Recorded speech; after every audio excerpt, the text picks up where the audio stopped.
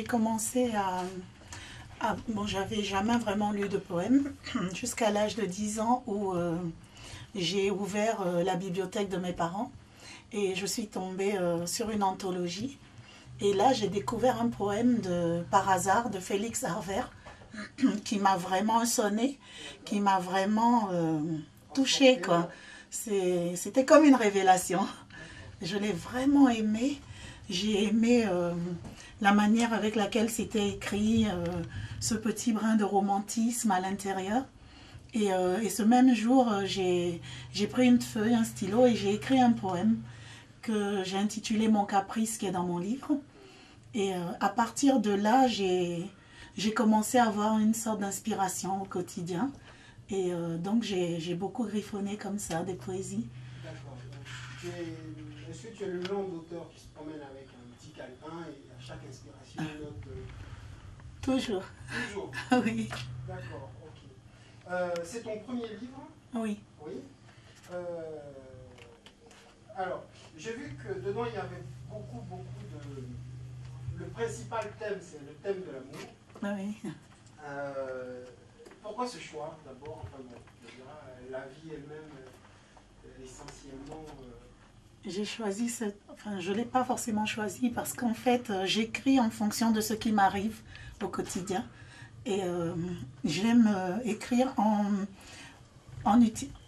donnant en fait les émotions que je ressens.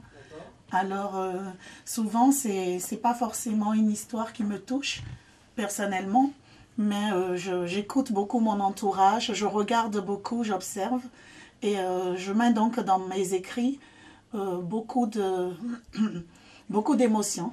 Du coup, on retrouve tout le temps ce petit thème de l'amour. Il y a 80 poèmes, Oui. et en lisant certains poèmes, j'ai eu peur que certaines histoires te soient vraiment arrivées. Et si ces histoires-là te sont arrivées, c'est que même si c'est plein d'amour, il y a beaucoup de blessures aussi. Oui. Donc, qu'est-ce que ça fait de coucher sur papier des choses qu'on a vécues? C'est pas se dévoiler un petit peu, Si. c'est pas un peu pour son entourage qui comprend mieux que moi, c'est pas un peu compliqué tout ça? Non, parce que enfin, je pense que être vrai, c'est le mieux dans la vie. Et si on a vécu des blessures et qu'on arrive à les transmettre, ça peut peut-être aider aussi d'autres personnes qui ont vécu la même chose à avoir un autre regard sur ce qu'ils vivent. Et du coup, se dire, voilà, c'est pas... On peut le surmonter. C'est une forme de thérapie aussi, peut-être? Oui, je pense. Ouais, pour soigner certaines blessures. J'aime bien écrire. En fait, moi, quand j'écris, même quand j'écris ce qui me touche, ça ne me gêne pas forcément de le faire partager aux autres. Parce que je me dis, on vit toujours, presque tous, on vit ça. Donc, voilà, j'aime bien quand mes lecteurs se retrouvent dans ce que je dis.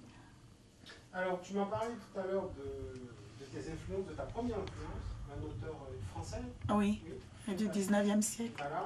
Et pour ce qui est de la poésie africaine, qu'est-ce qui te touche aujourd'hui, enfin, même dans les auteurs qui ne sont plus? Bon, je vois que bon, la poésie, c'est quand même... c'est pas le plus... c'est pas ce qui se développe le plus. Les gens aiment beaucoup écrire des romans, des nouvelles. Et, mais c'est vrai que moi, je reste toujours sur par exemple, le poème de Senghor, hein, sur la femme. C'est un poème qui me marque parce qu'il parle avec des images. Et moi, j'aime bien aussi parler avec des images. Et voilà, c'est peut-être le classique, mais c'est ce que j'aime le plus. Dans la poésie même contemporaine de ceux que je connais, j'aime rechercher les poèmes qui me touchent. Voilà, Alors, je voudrais rappeler à nos amis auditeurs, on a commencé aujourd'hui avec Patricia, mais dans 15 jours, on sera en direct en Côte d'Ivoire avec un jeune auteur, un poète aussi, qui a son 3e livre.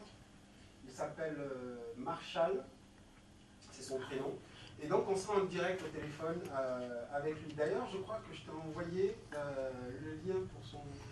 Oui, mais je le connais aussi. Ah, d'accord. Donc je lui fais un coucou en passant. Bon, mais très bien. Et voilà, je m'excuse à l'avance. Je suis sûr que je ne rends pas service à ton à ton œuvre, mais je vais le lire si tu veux bien. D'accord, avec plaisir. Refaire ma vie pour éviter le pire, recommencer ma vie pour pouvoir mieux sourire, revoir mes amis pour savoir qui choisir, mieux accueillir ceux qui ne peuvent trahir, pourquoi haïr, pourquoi partir, refaire ma vie pour effacer le pire, impasse dans mon cœur, besoin de lumière, dilemme pour un bonheur, pensée confuse, affectueux, rien que pour moi, je pense à toi, perfection, plus pour toi, presque sans moi. Ça m'a remué ce truc. Alors, qu'est-ce que tu peux me dire de plus sur ce poème? Sur ce poème. Ce poème, je l'ai écrit un jour où vraiment j'ai vu mes amis que j'aimais depuis toujours me tourner le dos. Donc je me suis posé des questions, je me suis remise en question. Et voilà, j'ai voulu tout recommencer. Je me suis dit, si on pouvait me donner une baguette magique pour recommencer ma vie, franchement, je ferai attention à mes choix de vie, mes choix en amitié. Je referai ma vie pour qu'elle soit parfaite, sachant que la perfection n'existe pas. Tu parles beaucoup d'illusions aussi, je crois, dans, oui. dans ton recueil de poèmes. Maintenant, je voulais te parler d'une personne. Je crois que tu commences ton livre par, voilà. C'est ton père que tu honores quelque part, voilà, à travers. Il revient souvent dans ces livres. Juste rappeler qu'est-ce qu'il représente pour toi. Mon père, comme commence mon poème, c'est quelqu'un d'exceptionnel. Donc un grand homme et j'ai écrit ce poème vraiment avec tout mon cœur parce que voilà, il nous a quittés et j'étais là ce jour-là, je l'ai accompagné, enfin on l'a accompagné en famille, mais j'ai vécu ce moment-là vraiment très fort, quoi. C'était exceptionnel, c'était vraiment quelque chose de... Heureusement que je l'ai vécu. Du coup, toutes les images de mon enfance, de lui, de comment il était, tout est remonté à la surface et franchement, j'ai écrit ce poème-là pour lui, quoi, dans un sens.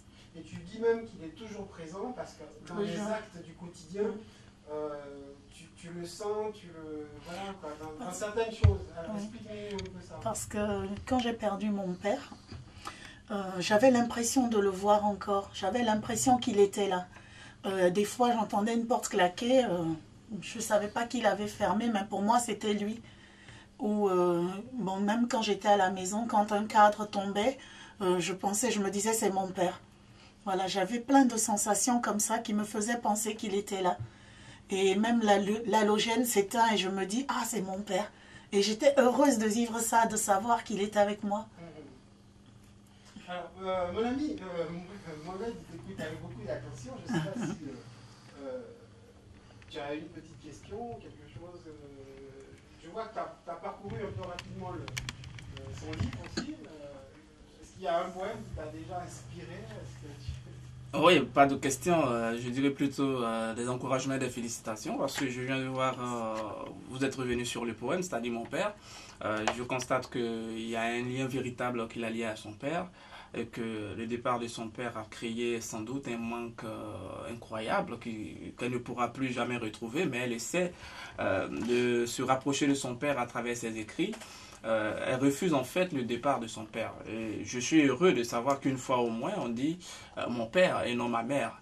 Parce qu'à chaque fois dans le poème c'est ma mère à ma mère. Donc félicitations. Merci. Ouais. Alors il y a des sujets, comment dire, sociaux, on va dire, bon, c'est peut-être pas le bon mot, mais il y a un thème par exemple sur le racisme que j'ai retrouvé dans un poème. Le titre c'est Ma différence. Ouais. C'est des choses que nous, en tant qu'afro, chacun l'a vécu de façon différente dans son quotidien. Pour en parler un petit peu aux auditeurs, qu'est-ce que tu as voulu faire passer dans ce poème? En fait, j'ai fait beaucoup d'intérim et à chaque fois que j'allais dans une entreprise, bon, ça s'est toujours bien passé, mais j'ai rencontré toujours une personne qui n'a pas compris ma différence. Je ne dis pas que cette personne est raciste, mais que cette personne ne m'a pas comprise ou n'a pas voulu faire l'effort de mieux me connaître et donc avait en tête déjà des clichés Et voilà, par exemple, je commence ce poème-là par mon nom sonne blanc, parce que j'étais en mission dans une banque et je m'étais trompée d'endroit. J'étais allée dans une agence au lieu d'aller au siège. Et le directeur m'attendait donc, mais il attendait Madame Marceau et non pas Kakou. Et quand je suis arrivée, il a eu vraiment un fou rire. Il m'a serré la main, mais je sentais qu'il s'était trompé. Il attendait quelqu'un à la peau blanche et pas moi. Et après, bon, je l'ai vraiment ressenti très fort. Même après, dans ses propos et tout, bon, j'ai pas mal pris parce que j'arrive à comprendre un peu les gens. Mais je pense qu'avant la fin de mon intérim, je lui ai fait comprendre que quand même, avoir une peau noire, c'est quelque chose de positif et de très beau. Tout à l'heure, on disait que j'étais tombé sur des poèmes qui m'avaient un petit peu remué. Il y avait un petit peu de violence dedans, pas de ta part, mais des choses vécues. Et il y a par exemple Naïve, oui, qui m'a vraiment remué. Ça parle de viol, quasiment, oui, c'est ça, hein. Il y a plein de choses comme ça. Et bon, j'avoue que je te connais un petit peu depuis longtemps. Et quand j'ai lu ce poème, je dis, bon, j'espère quand même que tout ce qu'elle a écrit de nous ne lui est pas arrivé, parce que sinon la pauvre, elle est si jeune, et si elle a vécu tout ça, c'est bon. Voilà. Maintenant, nous allons passer à un poème qui est intitulé, si je le retrouve, ça m'a bien fait rire, ça. Vous me connaissez maintenant, c'est la partie coquine qui m'a attiré, bien évidemment. Juste un zouk. Ah, je m'en doutais.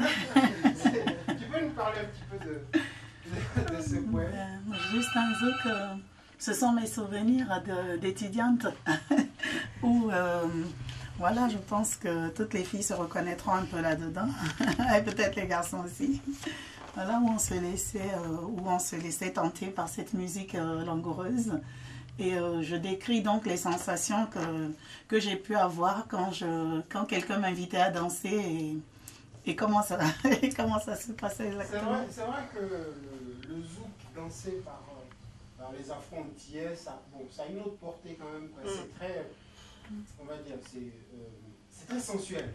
Et c'est voulu comme ça. Donc c'est normal des fois qu'on soit ému. Les hommes en premier. Non, ça m'a bien fait rire parce que je me suis revu moi aussi il y a quelques années, comment dire, chercher, être à l'affût de la jolie fille qui va venir danser avec moi un jour. Voilà. Donc ça m'a bien fait rire. Je t'ai demandé de nous choisir un poème que tu vas nous lire. Quand je pense à mon pays, à tous ces mots, ces gens malades, à ce bébé mort dans mes bras, à sa mère décapitée là-bas. Ah, la sale guerre, elle a fait couler mes larmes. J'ai tellement vu d'armes briser des vies normales que je crie ma révolte, mais à quel prix? Je garde le silence face à Dieu, Allah, Yahvé, Bouddha, qui veille afin que la paix revienne. Un obus sur mon toit, et je suis encore en vie. Mais mon voisin est parti, lui est mort sans préavis. Dans ma tête, le bruit des bombes crée des ombres qui m'inondent et me dirigent vers de mauvaises ondes. Toi qui croules sous la torture, privé de droit n'ayant que ta foi, toi qui vis sur ce sol sans loi, sèche tes larmes, oublie les armes, relève la tête et de tout ton être, pardonne mon frère, ne regarde plus en arrière. Plus jamais de guerre, plus jamais de haine. Je dis stop à l'horreur.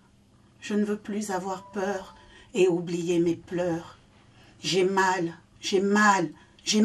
pour ma Côte d'Ivoire. J'ai trop mal, mais je garde espoir. Bravo. Merci. On rappelle que le samedi 13 octobre, tu as une séance de dédicace de 10h à 18h. Et c'est à Cultura Balma en face de Auchan. Cultura Balma en face de Auchan. Je te remercie d'être venu. C'est un plaisir. Beaucoup. Moi, j'ai pris beaucoup de plaisir à lire ce recueil de poèmes. Donc j'attends tout le monde. J'ai de petites surprises en plus pour chacun. D'accord. J'espère que vous serez nombreux à aller l'acheter. Il est disponible un petit peu partout. Cœur poétique de Patricia Kakou Marceau aux éditions L'Harmattan. Merci beaucoup.